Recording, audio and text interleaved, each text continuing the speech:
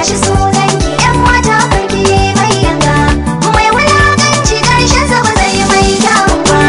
Sallamar da na yi miki farko wajibi amsa ta, roƙon da ni dai nake miki saurara kaɗan kanwata, da akwai alamun kina sauri zan so ki dan hanzarta, sai ta na hanyar gidan kuɗin je maman mu gaida ta, dan uwa ne musulmi so sanadi na kawo kaina. Gashi ya ganki bisa hanya ban san tsai da ke uzuri zaki masa karki guje shi sai kun zauna.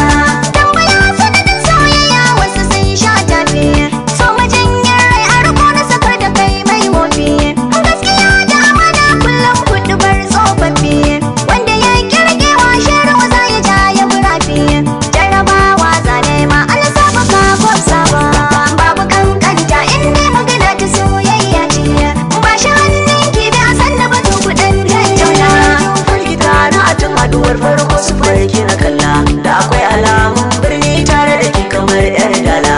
Nasuwar ki ba mai kushewa sai dai a ce madalla, duk sanda ki rika taho kowa gefen ki sai ya kalla.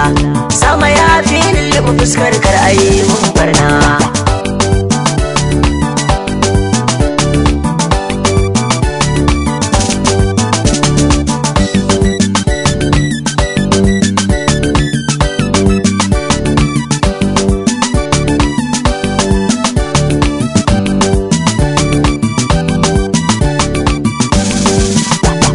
Bashi sunanki yan mata karki mai yanga mai wulakanci karshen sa ba zai mai kyau ba.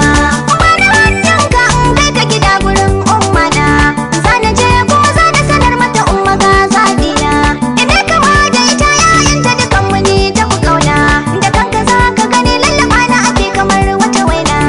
Dukkanin wani auta sai dai baya ko gefe na, ba munafurci in dai magana ta dan Allah ce. Gaskiya jari kowa ya rike kalau zai zauna. Kin daɗe ni da yi mun sai yau rabbana ya hukunta, lokaci ya yi ga zuciya na ban kaɗo sirrinta.